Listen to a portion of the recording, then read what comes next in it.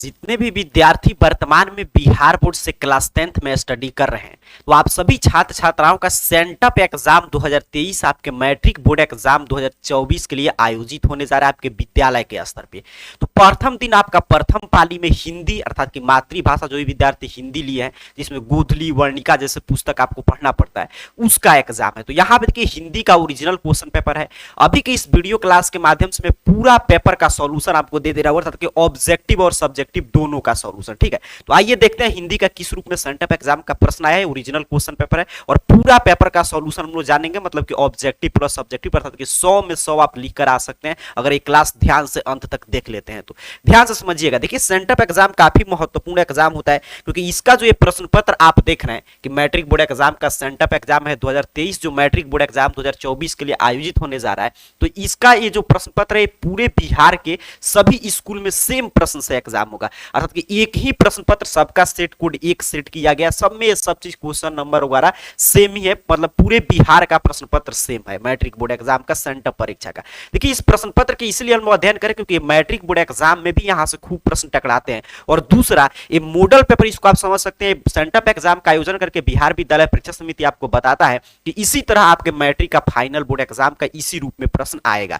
तो अगर आप अगर कभी भी क्लास को देखें तो सेंटअप एग्जाम का ओरिजिनल क्वेश्चन पेपर है, तो एक एक प्रश्न का उत्तर जरूर कमेंट बॉक्स में देते चलिएगा। अगर आपको उत्तर नहीं मालूम होगा तो याद करके आप जा सकते हैं, क्योंकि पूरा ओरिजिनल क्वेश्चन पेपर है, हूबहू आपका हिंदी में यही प्रश्न पत्र आएगा। चलिए शुरू करते हैं। देख लीजिए इसी रूप में आपका प्रश्न पत्र तैयार किया गया है। एक एक प्रश्न की हम लोग चर्चा करेंगे, पूरा ऑब्जेक्टिव और सब्जेक्टिव। यहाँ पे इंस्ट्रक्शन वगैरह आप देख सकते हैं, यही इंस्ट्रक्शन आपके मैट्रिक बोर्ड एग्जाम में भी मिलेगा। मैं बार बार बता रहा हूँ कि प्रश्न पत्र बिहार बोर्ड इसीलिए तैयार करके भेजता है ताकि आपको पता चले कि मैट्रिक बोर्ड एग्जाम का प्रश्न पत्र इसी रूप में आएगा। चलिए यहाँ पे पहले ऑब्जेक्टिव प्रश्न है, 100 देखिए ऑब्जेक्टिव प्रश्न पूछा गया है। इससे एक क्लियर हो गया कि इस साल के एग्जाम में मैट्रिक बोर्ड एग्जाम में 100 ऑब्जेक्टिव प्रश्न पूछे जाएंगे, 50 का आपको जवाब देना है। तो एक एक प्रश्न का उत्तर दीजिएगा, नहीं मालूम होगा तो याद जरूर कर लीजिएगा, क्योंकि बिहार विद्यालय परीक्षा समिति सेट करके भेजा है। चलिए पहला प्रश्न आपके स्क्रीन पे ये रहा। पहले ऑब्जेक्टिव का सॉल्यूशन करते हैं, फिर सब्जेक्टिव। कह रहे बाबा साहब अंबेडकर संपूर्ण वांग्मय नाम से कितने खंडों में प्रकाशित हो चुका है? तो जो आपका हिंदी का गोथली का बुक है, प्रथम जो चैप्टर है श्रम विभाजन और जाति प्रथा भीमराव अंबेडकर के द्वारा लिखा गया है, उसी चैप्टर से प्रश्न अगर आप पढ़े होंगे तो उसमें स्पष्ट रूप से बताया जाता है कि 21 खंडों में प्रकाशित हो चुका है। सर ऑप्शन बी याद रखेंगे सही उत्तर है।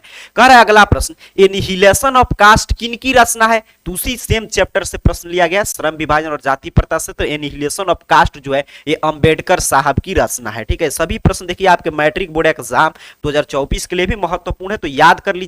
और इससे आपको प्रश्न के स्तर का भी पता चलेगा कि इसी तरह बोर्ड एग्जाम में प्रश्न आएगा, और सेंटअप एग्जाम का हूबहू ओरिजिनल क्वेश्चन पेपर है, पेपर में आपको सेम यही प्रश्न मिलेगा, क्वेश्चन नंबर सेम है। ठीक है, कोई इसमें अंतर नहीं है। चलिए अगला प्रश्न, तीसरा नंबर।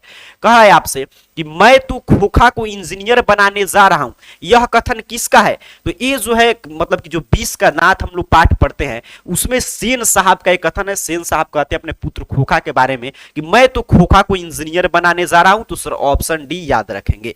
कह रहे मदन कौन है? प्रश्न आपसे पूछा गया, 4 ऑप्शन आपके स्क्रीन पे मैं बार बार बोल रहा हूं कि अगर आपको उत्तर मालूम होगा तो उत्तर देते चलिएगा, नहीं मालूम है तो याद करके जा सकते हैं। एग्जाम में 85 आपको मतलब कि सेंटअप एग्जाम में प्रश्न बनाना है, बट 100 में 100 महत्वपूर्ण में पूरा का सॉल्यूशन करा रहा हूं। फिर सब्जेक्टिव भी इसी क्लास में। देखिए गिरधर लाल का बेटा था, जो भी विद्यार्थी कह रहे हैं कि सर ऑप्शन बी, तो आपका उत्तर बिल्कुल सही है 4 नंबर प्रश्न का। चलिए आगे बढ़े। अगला प्रश्न ध्यान से देखेंगे, 5 नंबर आपसे क्या पूछा गया है कि मदन ने कासू के कितने दांत तोड़ डाले? बउआ टाइप प्रश्न है, लेकिन कई बार पूछा गया प्रश्न, ये भी वीवीआई प्रश्न है। तो 2 दांत तोड़ डाले मदन ने कासू के। खोखा का कासू कौन था? तो वही खोखा था। तो ऑप्शन बी सही उत्तर हो जाएगा आपका 5 नंबर प्रश्न का। ठीक है, चलिए आगे बढ़े। अगला प्रश्न देखिए आपके स्क्रीन पे ए रहा।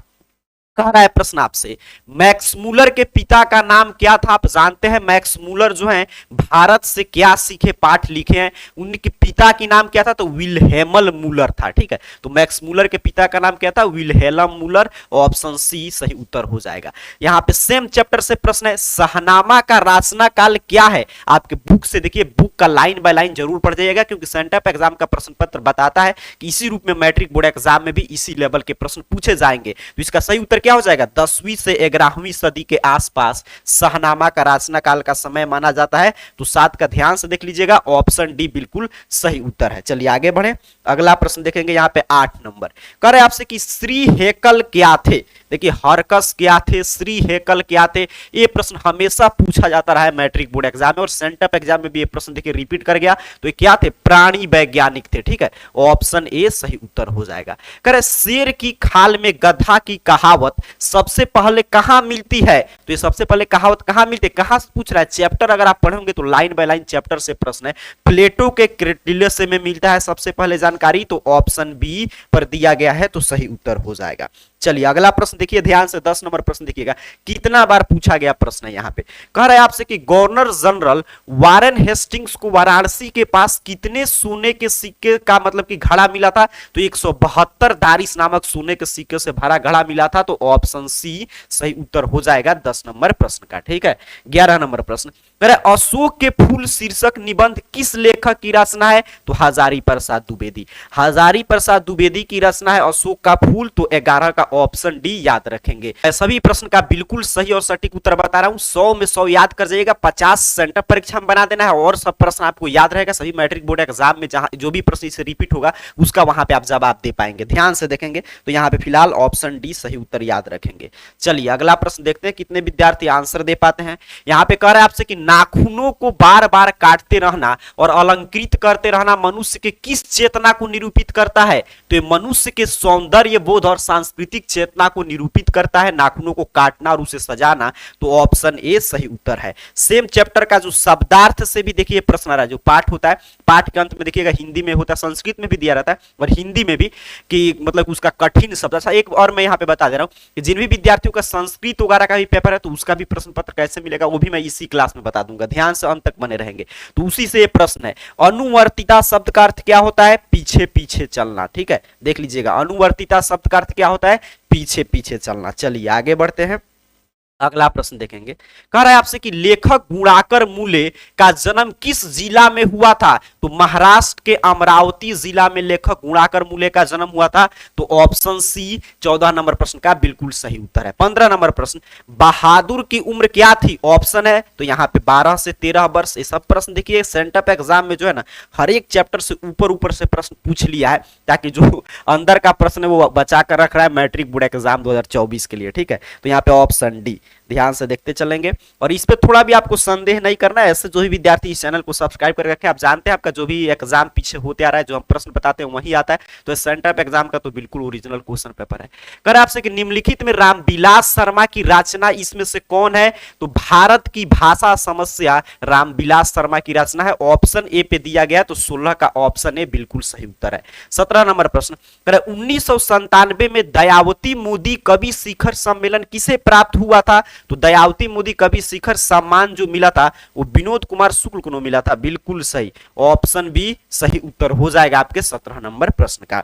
चलिए आगे बढ़ते हैं, अगला प्रश्न देख लीजिएगा, विनोद कुमार शुक्ल सही उत्तर है बिल्कुल। 18 नंबर प्रश्न करे आपसे कि मछली शीर्षक पाठ में संतु क्यों कांप रहा था, तो आप जानते हैं संतु ठंड के मारे कांप रहा था, हम लोग पढ़ते हैं, तो ऑप्शन सी पे दिया गया है, तो यही सही उत्तर हो जाएगा। अमरुद्दीन का जन्म कहां हुआ था, अमरुद्दीन का जन्म मतलब कि कहां हुआ था, अमरुद्दीन का मतलब यहां पे देखिए नीचे, इसलिए यहां पे मैं थोड़ा सा आपको ऊपर करके दिखा रहा हूं।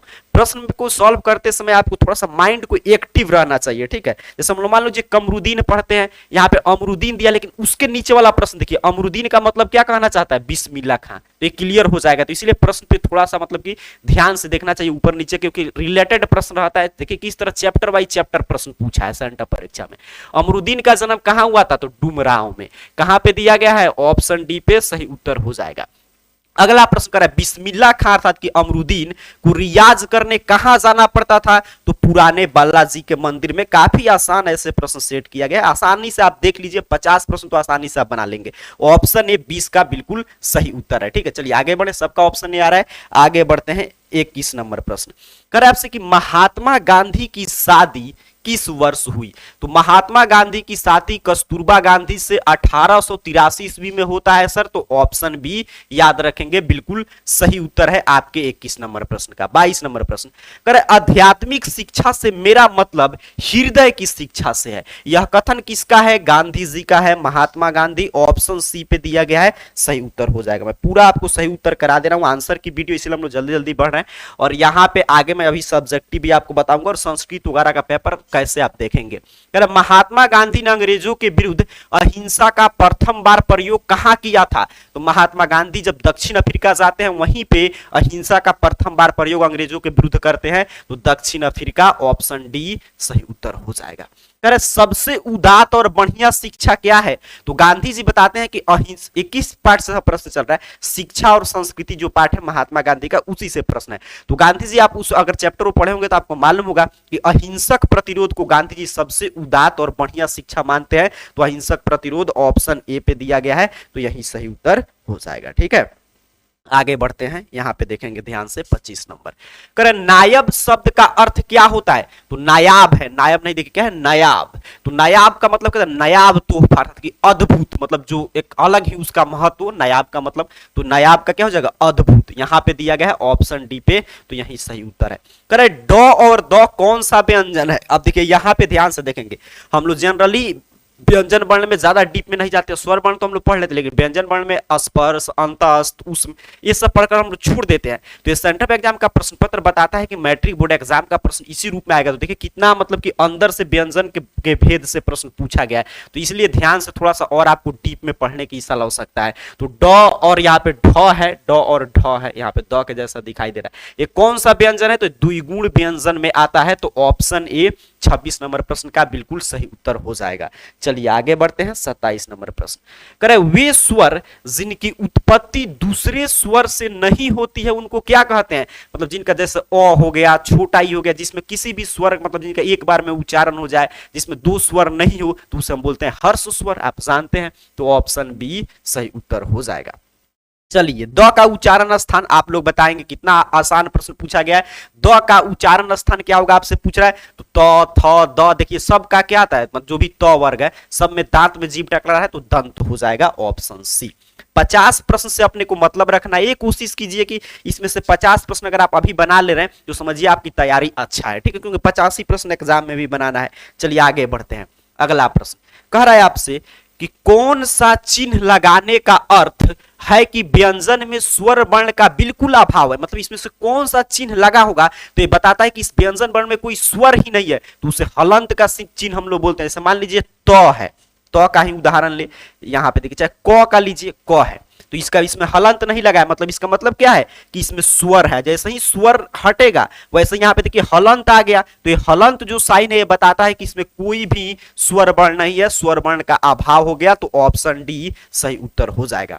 कर हिंदी में अनुनासिक वर्णों की संख्या कितनी है? अनुनासिक का मतलब जिसका उच्चारण नाक से करते हैं, तो सभी जो भी व्यंजन वर्ण में हम लोग क वर्ग, च वर्ग, प वर्ग, त वर्ग, ट वर्ग पढ़ते हैं, तो सब में जो लास्ट वाला वर्ण आता है वो अनुनासिक होता है। जैसे देखिए अंग, फिर आपका इ, फिर त थ द में न, अण, म, तो 5 कितना हो जाएगा? 5। तो हिंदी में अनुनासिक वर्ण की संख्या कितना है सर? 5 याद रखेंगे, समझते चलिएगा, क्योंकि सभी मैट्रिक बोर्ड एग्जाम के लिए महत्वपूर्ण प्रश्न है और सेंटअप एग्जाम का ओरिजिनल क्वेश्चन पेपर है। कर एक ध्वनि जब दो व्यंजनों से संयुक्त हो जाए तब वह कौन ध्वनि कहलाती है? एक ध्वनि जो है जब दो व्यंजन से संयुक्त हो जाती है तो कौन ध्वनि कहलाएगी? संयुक्त ध्वनि कहलाएगी। कहां पे है? ऑप्शन सी पे, तो ऑप्शन सी सही उत्तर है। दो वर्णों के मेल से होने वाले विकार को क्या कहते हैं? तो दो वर्णों के मेल से जो विकार उत्पन्न होता है उसे ही तो संधि कहते हैं। ठीक है, ऑप्शन सी। ध्यान से देखते चलिएगा। चलिए आगे बढ़ते हैं, अगला प्रश्न देखिए, कर अन्नाभाव का संधि विच्छेद क्या होगा? तो अन्न प्लस अभाव मिलकर क्या बनाते हैं? अन्नाभाव। ऑप्शन डी बिल्कुल सही उत्तर है 33 नंबर प्रश्न का। सभी प्रश्न मैं फिर से बता दे रहा हूं कि सेंटअप एग्जाम का क्वेश्चन पेपर है, आप किसी भी विद्यालय में पढ़ाई कर रहे हैं यही प्रश्न पत्र से आपका एग्जाम होगा। बिहार बोर्ड सेट करके भेजा है तो सभी प्रश्न को याद जरूर कर जाइएगा। ठीक है, ध्यान से देखिएगा, यहाँ पे अन्नाभाव क्या होगा? अन्न प्लस अभाव। अगला प्रश्न कह रहा है शुद्ध शब्द इसमें से कौन है? तो देखिए बउआ टाइप प्रश्न पूछा है, गणित देख रहे हैं ना, बिल्कुल इसी तरह हम लोग गणित लिखते हैं, देख लीजिए ध्यान से, तो यही सही है, शुद्ध शब्द है, ऑप्शन ए सही उत्तर हो जाएगा। आगे बढ़ते हैं, कह रहा है आपसे निम्न में चिन्हों में से योजक चिन्ह कौन है? तो इसमें से योजक चिन्ह कौन है ये आप बता सकते हैं आसानी से। अगर नहीं पता चलता है तो यहां पे देख लीजिए, प्रश्न में ही इसका उत्तर है। दूसरे नंबर प्रश्न में देखिए, यहां पे देखिए योजक चिन्ह, दे दिया है, तो यहां से भी आप बता सकते थे, ठीक है। इसीलिए थोड़ा सा एग्जाम में माइंड को मतलब कि सारे पर रखना चाहिए, कि चारों तरफ ध्यान रखना चाहिए, प्रश्न के ऊपर वाले नीचे वाले रिलेटेड प्रश्न कहीं पे भी मिल सकते हैं। तो यहाँ पे ऑप्शन बी फिलहाल सही उत्तर हो जाएगा, योजक चिन्ह यही होता है जो दो मतलब कि वाक्यों को जोड़ता है, ऐसे हम लोग कहते हैं ना। ऐसे मान लीजिए कहेंगे राम लक्ष्मण, तो राम आई इस तरह लिखते हैं लक्ष्मण, तो योजक चिन्ह हटता है तो और हो जाएगा इसके बदले में। करे द्वंद्व समास में पद के बीच में कौन सा चिन्ह लगता है, यही योजक चिन्ह लगता है। जैसे यहाँ पे देखिए राम लक्ष्मण द्वंद्व समास है, तो राम और लक्ष्मण, तो योजक चिन्ह का प्रयोग करेंगे, तो यही योजक चिन्ह। मतलब द्वंद्व समास क्या होता है, जिसमें दोनों पद प्रधान हो तो उसमें योजक चिन्ह रहता है। देखिए अगला प्रश्न, करे अक्टूबर शब्द कौन संज्ञा है, तो पूरा ये महीना का नाम है, वही पूरा महीना का नाम पूछते महीना तो जातिवाचक संज्ञा, लेकिन उस महीना में एक खास महीना का नाम है अक्टूबर, जैसे ही खास हो जाए तो उसे क्या बोलते हैं, व्यक्तिवाचक। कहां पे दिया गया है, ऑप्शन सी पे, तो सही उत्तर हो जाएगा। देश शब्द कौन सा लिंग है, 38 नंबर प्रश्न आपसे पूछा गया कि देश जो है वो किस लिंग का उदाहरण है, जल्दी से उत्तर देंगे। तो देश, जैसे हम लोग कहते हैं मेरा भारत देश महान है, तो ये पुल्लिंग हो जाएगा, पुल्लिंग का बोध हो रहा है, तो ऑप्शन बी सही उत्तर हो जाएगा, ठीक है। 38 का बिल्कुल राइट उत्तर है ऑप्शन बी। चलिए आगे बढ़े, अगला प्रश्न ध्यान से देखते चलेंगे। 39 नंबर प्रश्न कर रहा है आपसे, ऊठ शब्द क्या है। आप जानते हैं उत्पत्ति के दृष्टिकोण से शब्द को चार भागों में हम लोग बांट कर पढ़ते हैं, तत्सम देशज तद्भव आपका विदेशज, जो दिया गया है। तो ऊठ क्या है, तो जो संस्कृत भाषा से सीधे सीधे हिंदी में आते हैं वो तत्सम, जैसे उष्ट हो गया, और उसी का बिगड़ा हुआ रूप रूपांतरित रूप क्या कहलाता है, आपका तद्भव कहलाता है। जैसे ऊठ हो गया उष्ट का, तो उष्ट आपका तत्सम है, लेकिन ऊठ पूछा है तो तद्भव हो जाएगा। कहां पे दिया गया है, ऑप्शन सी पे, तो यही सही उत्तर है। आयुष्मान शब्द का स्त्रीलिंग रूप क्या होता है, आयुष्मती। आयुष्मान का क्या होता है, आयुष्मती भव, आप ऐसे सुने होंगे, तो ऑप्शन डी सही उत्तर है बिल्कुल इसका। चलिए आगे बढ़े, अगला प्रश्न देखिएगा 41 नंबर आपसे क्या पूछा गया है कि बात का बहुवचन, तो बातें, ठीक है, बात का बहुवचन क्या होता है, बात, बातू होगा नहीं होगा, बातोन होगा नहीं, बातें भी नहीं होगा। कर वाक्य से अलग रहने वाले शब्द को क्या कहते हैं, तो जो वाक्य से अलग रहते हैं उसे बोलते हैं पद, ठीक है, उसे क्या बोलते हैं पद। की कितना पद का वाक्य है तो उसे क्या बोलते हैं पद, ऑप्शन ए सही उत्तर हो जाएगा। चलिए आगे बढ़े, अगला प्रश्न ध्यान से देखेंगे। कह रहा है आपसे प्रश्न, अरे श्याम उधर न जा किस कारक का उदाहरण है, तो अरे श्याम उधर न जा, तो ये श्याम को देखिए संबोधित किया जा रहा है, अरे श्याम, अरे ओ, ये सब क्या है, संबोधन है, हे अजी अरे ये सब, तो संबोधन कारक का उदाहरण है, ठीक है। संबंध नहीं है, देखिए ध्यान से, संबोधन होगा, ऑप्शन सी सही उत्तर है। करे आपसे, वह शब्द जो संज्ञा के बदले में आता है क्या कहलाता है, बहुवचन टाइप प्रश्न, सर्वनाम कहलाता है, बिल्कुल सही, ऑप्शन डी सही उत्तर हो जाएगा।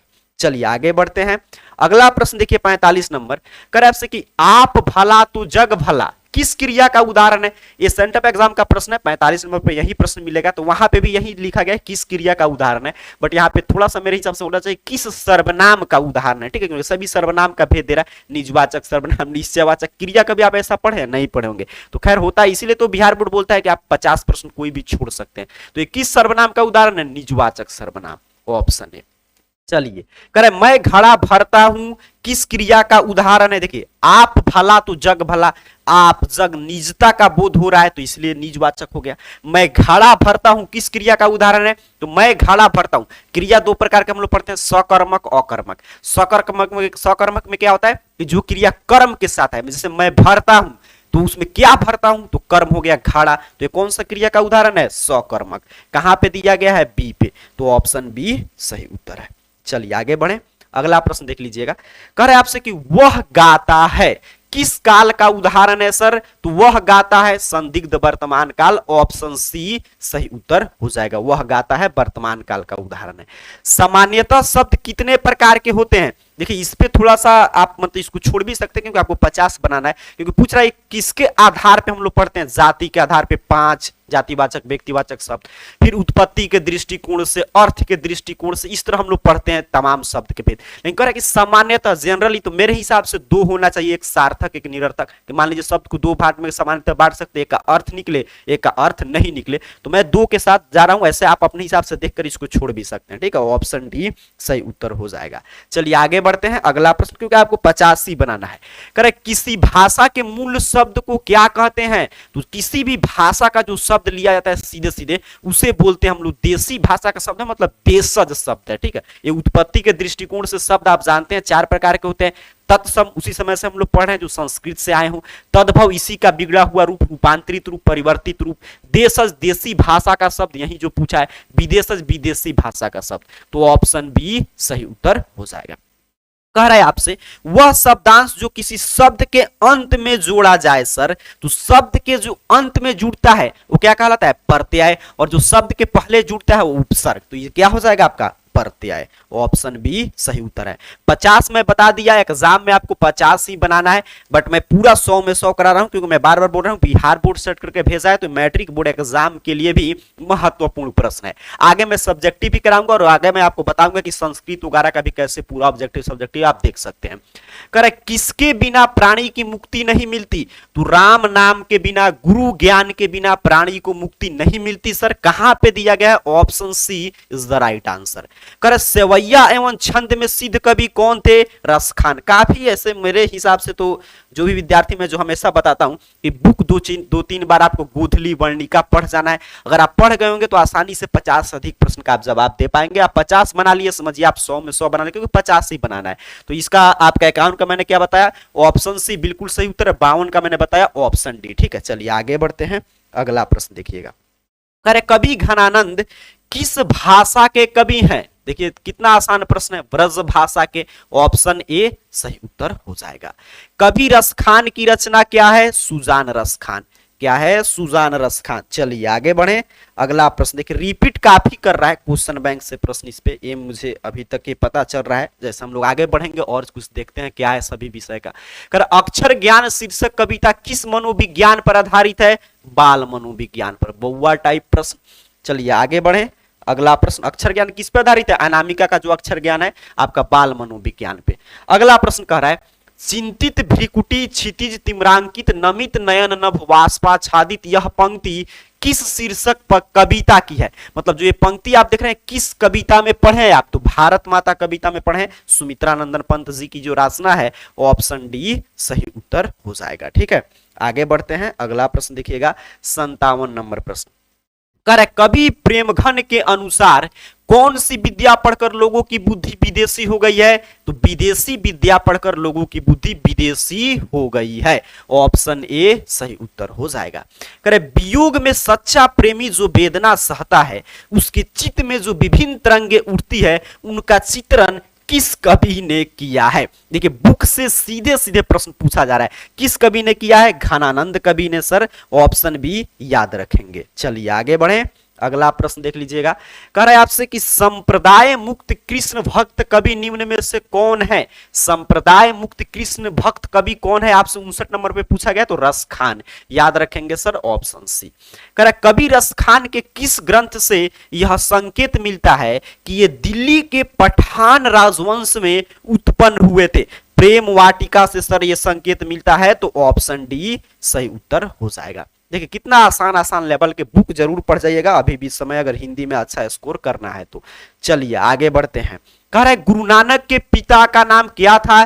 कालूचंद खत्री। ठीक है, ऑप्शन है, जल्दी जल्दी मैं बता दे रहा हूं पूरा उत्तर।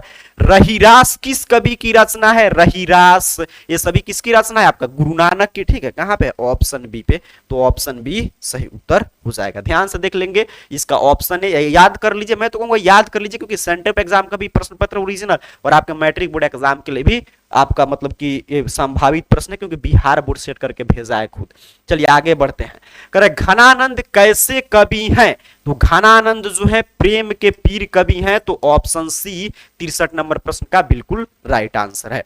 कह रहा है अगला प्रश्न, तुम कौन, चल थोड़ा सा मैं ऊपर कर दे रहा हूं कि आपको दिखाई दे यहां पे।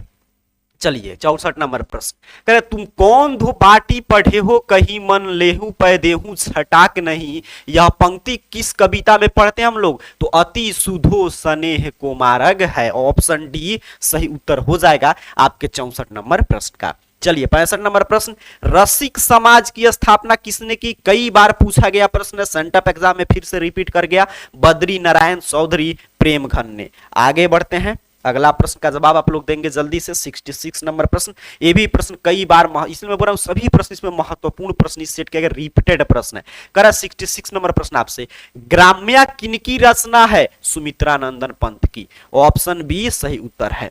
निम्नलिखित में से कौन कविता रामधारी सिंह दिनकर की है? तो जनतंत्र का जन्म। ऑप्शन सी सही उत्तर हो जाएगा। जनतंत्र का जन्म किन्होंने लिखा है? रामधारी सिंह दिनकर ने। काफी शानदार। आगे बढ़ते हैं, अगला प्रश्न देखिए, करे आपसे कि आधुनिक सभ्यता की दुर्दांत मानवीय विभीषिका का चित्रण करने वाली कविता कौन है? हिरोशिमा है अयज्ञ जी की। ऑप्शन डी सही उत्तर हो जाएगा। भगन दूत किस कवि की रचना है? मतलब कि भगन दूत, देखिए क्या पूछ रहा है कि जो हिरोशिमा में नहीं पढ़ते हम लोग की आधुनिक सभ्यता की दुर्दांत मानवीय विभीषिका का चित्रण करने वाला एक कविता है, उसके बारे में जो लिखा गया शुरू में वहीं से प्रश्न था। तो 68 का बिल्कुल ऑप्शन डी सही उत्तर है। अगला प्रश्न करें कि भगन दूत इसमें से किस कवि की रचना है? 69 नंबर प्रश्न आपसे पूछा गया, तो अयज्ञ जी की ही रचना है भगन दूत। तो ऑप्शन ए सही उत्तर हो जाएगा। ठीक है, आगे बढ़े, अगला प्रश्न देखिएगा 70 नंबर। कह रहा है आपसे कि कुंवर नारायण ने कविता लिखने की शुरुआत किस वर्ष में की? कुंवर नारायण किस वर्ष से कविता लिखना शुरू करते हैं? तो लगभग 1950 के आसपास बुक में आपका दिया गया है। ऑप्शन बी सही उत्तर हो जाएगा। अनुशासन शब्द में उपसर्ग क्या है? अभी ऊपर पूछा था तो उसमें हम लोग चर्चा कर रहे थे। उपसर्ग क्या होते हैं? शब्द के पहले लगते हैं और प्रत्यय शब्द के बाद में। तो देखिए अनुशासन में कौन सा प्रत्यय लगा? अनु जोड़ शासन। तो उपसर्ग कौन सा है? अनु हो जाएगा। उपसर्ग पूछा है तो ऑप्शन सी। जनता शब्द में तो जन प्लस ता, प्रत्यय पूछ रहा है, प्रत्यय बाद में लगता है, तो ऑप्शन डी सही उत्तर हो जाएगा। आगे बढ़ते हैं, अगला प्रश्न देखेंगे। कह रहा है आपसे देहात शब्द का विशेषण क्या है? 73 नंबर 73 नंबर प्रश्न पूछा गया है आपके सेंटर परीक्षा में। तो ऑप्शन ए देहाती। देहात का विशेषण जो विशेषता बतला है देहाती, जैसे देहाती आदमी, तो आदमी की विशेषता बतला रहा है तो विशेषण हो गया। चलिए, किस समास का अंतिम पद प्रधान है? समास तो मैं पूरा आपको पढ़ाया हूं। उत्तर पद प्रधानो तत्पुरुष, मतलब जिसका उत्तर पद बाद वाला पद प्रधान है उसे क्या बोलते हैं? तत्पुरुष समास। तो ऑप्शन बी 74 नंबर प्रश्न का बिल्कुल सही उत्तर है। चलिए आगे बढ़े, अगला प्रश्न देखेंगे। कह रहे महापुरुष कौन सा समास है? तो पुरुष कैसा है? महान है। विशेषण विशेष से की भाव आ रहा है सर, इसलिए कर्मधारय समास। Option C. जमीन पर लौटते हुए किस पदबंध का उदाहरण है? तो लौटना क्रिया है, कहां पे लौट रहा है? जमीन पे, तो इसकी विशेषता बतला रहा है, तो क्रिया विशेषण पदबंध का उदाहरण है। जमीन पर लौटते हुए किस पदबंध का उदाहरण है? क्रिया विशेषण पदबंध। ये जो भी वाक्य देता है ना, इसे जिस चीज का बोध हो वही पदबंध हो जाता है। आगे बढ़ते हैं, बिजली चमकती है किस वाक्य का उदाहरण है? साफ सिंपल सा वाक्य है, बिजली चमकती है, मतलब सरल वाक्य का उदाहरण है। ऑप्शन ए सही उत्तर हो जाएगा। चलिए आगे बढ़ते हैं। कर निम्न में से शुद्ध वाक्य कौन है? ये 4 वाक्य दिया गया, बताइए इसमें से सही सही क्या लिखा गया है? चाहे जैसा भी हो तुम वहां जाओ, या कृपया आप ही यह बताएं तब शायद यह काम जरूरी हो जाएगा, सुहन और मोहन संबंधी चर्चा। इसमें से मतलब कि कौन सही आपको दिखाई दे रहा है? यही प्रश्न आपसे 78 नंबर पूछा गया है। तो देखिए, चाहे जैसा भी हो तुम वहां जाओ, बिल्कुल सही लिखा गया है, तो ऑप्शन है। करे यदि मन लगाकर काम करोगे तो सफलता प्राप्त करोगे, यह किस वाक्य का उदाहरण है? इसमें से किस टाइप का वाक्य है? वाक्य में हम लोग पढ़ते हैं सरल वाक्य, संयुक्त वाक्य, मिश्र वाक्य, तो इसमें से किस वाक्य का उदाहरण है आपसे पूछा गया? ऐसे देखिए प्रश्न सूचक तो होगा नहीं, क्योंकि प्रश्न यहाँ पे प्रश्न सूचक मतलब क्वेश्चन मार्क का साइन है नहीं, ये संयुक्त वाक्य। देखिए 2 वाक्य संयुक्त किया गया है यहाँ पे। देखिए यदि मन लगाकर काम करोगे तो सफलता प्राप्त करोगे, तो संयुक्त वाक्य है, तो ऑप्शन बी 79 का सही उत्तर है। आगे बढ़े, अगला प्रश्न देखिएगा 80 नंबर। कह रहा है आपसे कि पर्वत शब्द का पर्यायवाची, तो गिरी। गिरी मीन्स क्या होता है? पर्वत होता है। जटिल का विलोम, तो सरल। जटिल का विलोम सरल। जटिल मीन्स मतलब कि जो जटिल है, विलोम का मतलब उसका उल्टा पूछ रहा है, तो सरल मतलब आसान। ठीक है, आगे बढ़ते हैं। पूरा 100 में 100 में आपको करा दे रहा हूं, और आगे मैं आपको ये भी बता दूंगा पीडीएफ वगैरह कैसे डाउनलोड करेंगे, और सब्जेक्टिव भी। जिसका कोई नाथ न हो, जिसका कोई नाथ न हो उसे क्या बोलते हैं? अनाथ। जिसका कोई नाथ न हो वो अनाथ है। चलिए, कांटा निकालना मुहावरे का अर्थ क्या है? तो कांटा निकालना है मतलब आप कांटा से पीड़ित थे, आपका बाधा दूर कर दिया कोई भी कांटा निकालकर, तो बाधा दूर होना। ऑप्शन ए सही उत्तर हो जाएगा। आगे बढ़े, अगला प्रश्न देखिएगा, यहाँ पे है 84 और 85, यहाँ पे ध्यान से देखेंगे। कह रहा है परिच्छेद शब्द का संधि विच्छेद क्या होगा। और इससे देखिए काफी आसान हो गया, क्लियर पता चल गया कि मैट्रिक बोर्ड एग्जाम में भी इसी तरह दोगुने प्रश्न पूछे जाएंगे, क्योंकि आपको एक परीक्षा होता ही है सेंटर परीक्षा, इसीलिए कि आप अपना स्व मूल्यांकन कर पाए कि आपकी तैयारी किस स्तर की है। उसके साथ साथ आपको ये पता चले कि हाँ मतलब कि किस रूप में प्रश्न आ रहा है, कितना ऑब्जेक्टिव सब्जेक्टिव किस विषय में पूछा जाएगा। तो इसका सही उत्तर क्या हो जाएगा, परिच्छेद। ऑप्शन बी बिल्कुल सही उत्तर है। परि प्लस छेद क्या बनाता है, परिच्छेद। चलिए कर रहा है ढ का उच्चारण स्थान क्या है, 85 नंबर प्रश्न आपसे पूछ रहा है। ढ ट ठ ड ढ सभी मूर्धन्य वर्ण है, मूर्धा से उच्चारण करते हैं, तो ऑप्शन बी सही उत्तर हो जाएगा। आगे बढ़े, अगला प्रश्न देखिए, कह रहा है कहां राजा भोज कहां गंगू तेली, लोकोक्ति का अर्थ क्या है।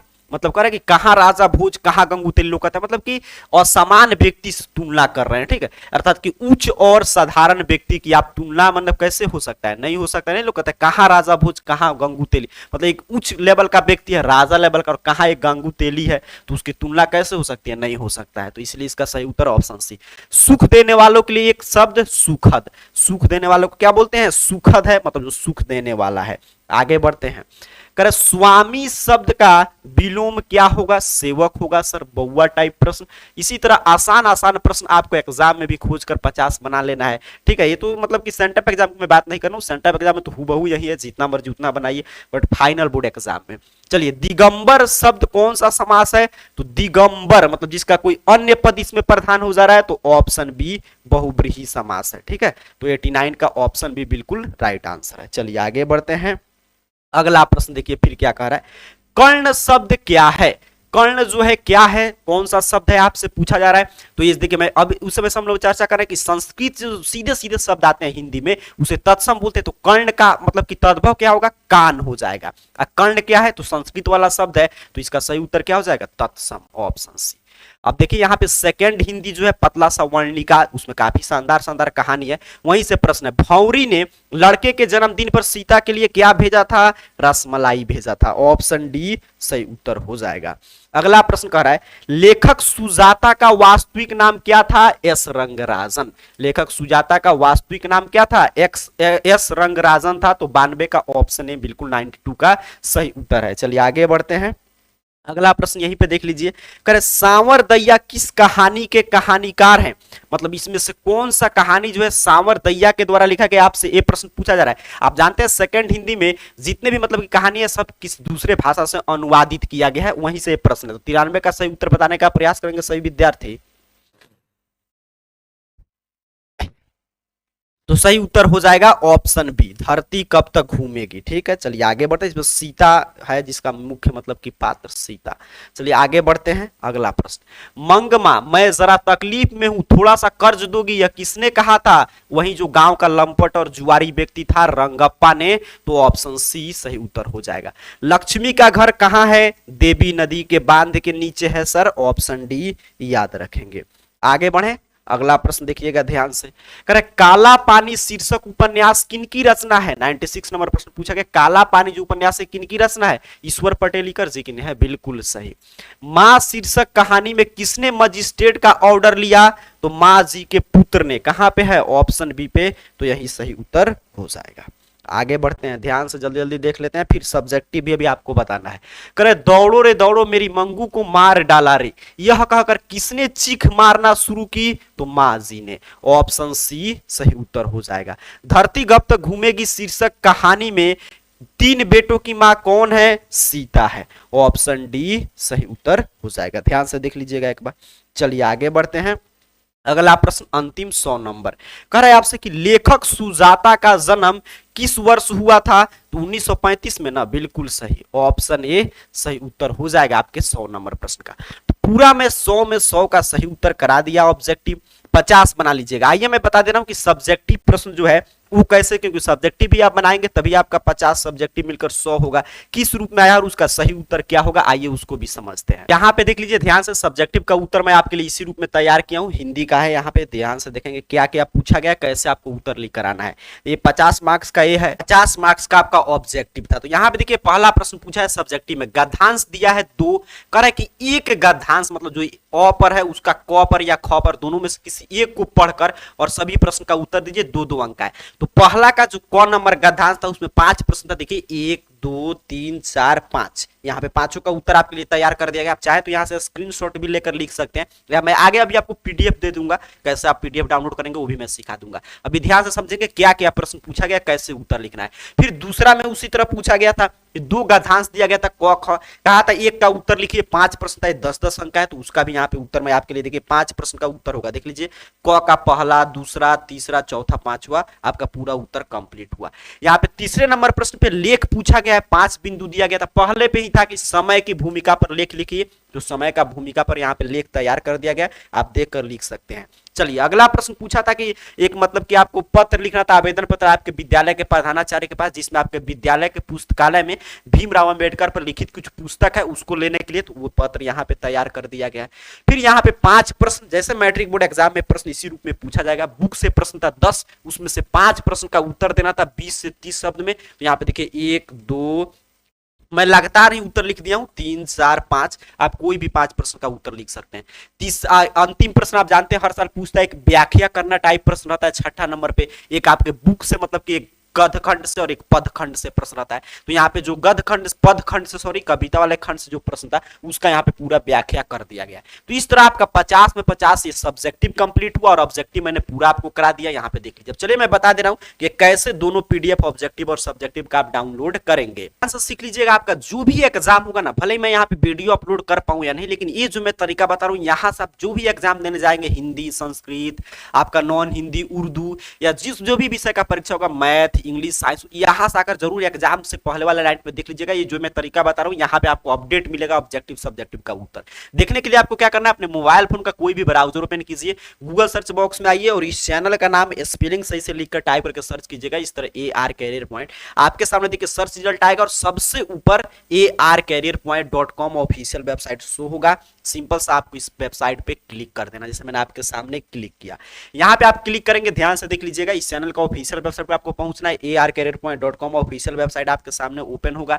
नीचे की तरफ बढ़िएगा और सीधे आ जाइएगा क्लास 10th के सेक्शन में। जैसे यहाँ पे आ गया देखिए क्लास 10th का सेक्शन, और यहाँ पे सभी विषय का है, जिस विषय का चाहिए ऊपर नीचे हो सकता है। अभी हिंदी का ऊपर शो कर रहा है, हो सकता है कभी कोई भी विषय ऊपर नीचे शो करे, उससे अपने को मतलब नहीं, आपको बस पढ़ लेना है। जिस विषय का चाहिए उस पर क्लिक करें। यहाँ पे देखिए हिंदी का है, non Hindi, English, science, social science, यहाँ पे संस्कृत, यहाँ पे उर्दू, मैथ, सभी विषय का यहाँ पे मतलब कि यहाँ पर रूटीन वगैरह भी है। तो सभी हम लोग हिंदी की चर्चा करें तो हिंदी का चाहिए, तो अभी इसमें सबसे ऊपर शो कर रहा है, तो यहाँ पे क्लिक करेंगे। जहां पे भी लिखा होगा BSB matric centre exam 2024 Hindi question paper with answer, simple सा आपको इसी पोस्ट पे क्लिक कर देना है। जैसे मैंने आपके सामने देखिए क्लिक किया। यहाँ पे आप जैसे ही क्लिक करेंगे तो थोड़ा सा यहाँ पे वेट कीजिएगा, सभी चीज लोड हो जाए अच्छा से।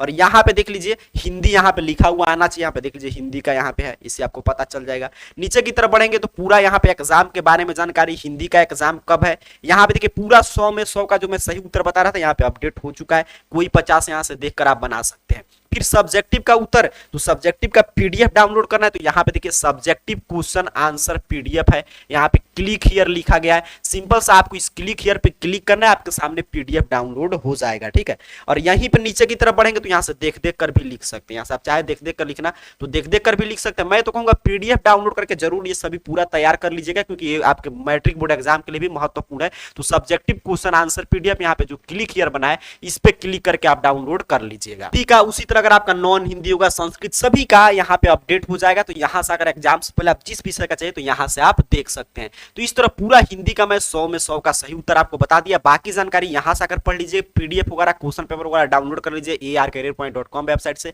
तब तक के लिए आप सभी को बहुत बहुत धन्यवाद।